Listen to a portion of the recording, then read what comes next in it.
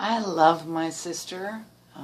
Yeah, sure, we had our tussles, Indian burns, and head rubs, but, because she was the oldest, I was the recipient. So you can imagine how devastated I was when we all found out my sister was diagnosed with multiple sclerosis. She was only 18, so what was I, 13?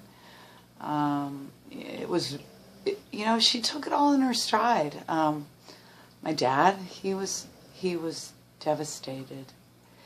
I don't think he ever during his lifetime got used to the fact that his firstborn had a terminal disease with no cure, My brother, he was only 11, so he kind of took it all in his stride, but then again, maybe he was just too young to grasp the whole concept of the situation.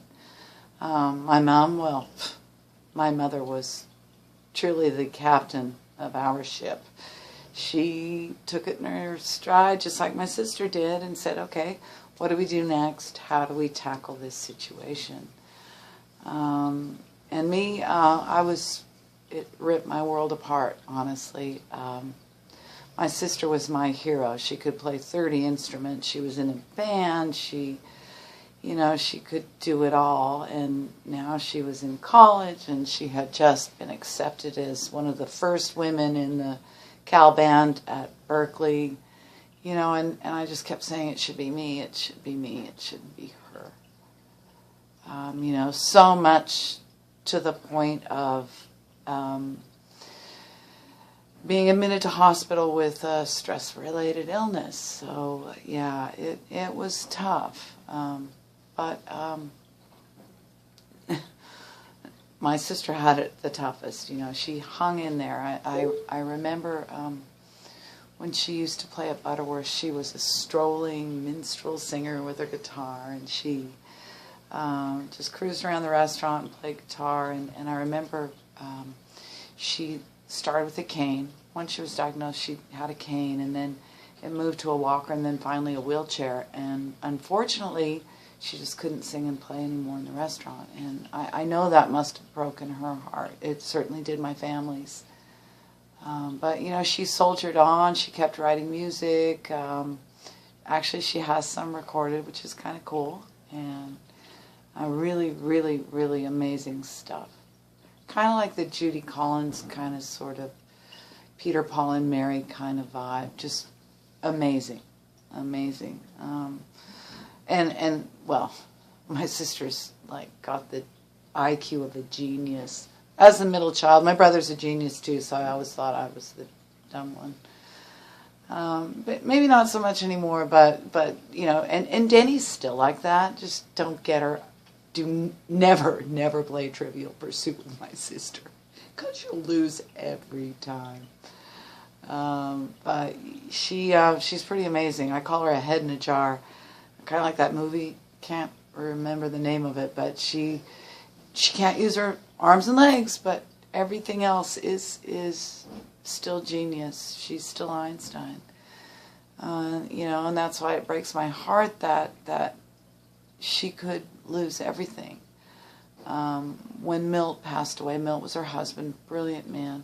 He had a massive gun collection, and if I didn't say that before, I'll say it again. So Deni, after Milt passed away, sold everything, and now that's gone. And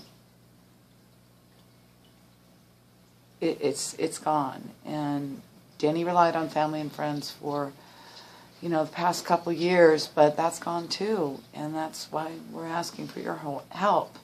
I've never done this before, but I want to do everything I can to keep my sister out of a rest home. Unfortunately, our government doesn't look after our disabled vets or our disabled civilians. And Deni does get supplemental income, and it's just not enough. And if she did get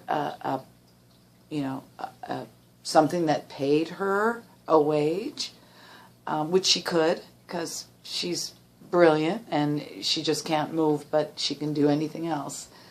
She's proven that. Just read her bio. But if she were to get something that paid, they'd cut her off. So that's why I'm here. Dig under your couch. I just did that the other day.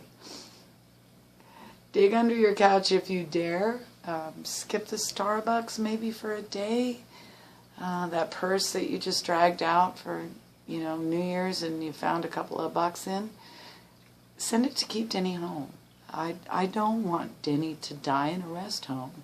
She's going to be 60 this year, 60 in April. And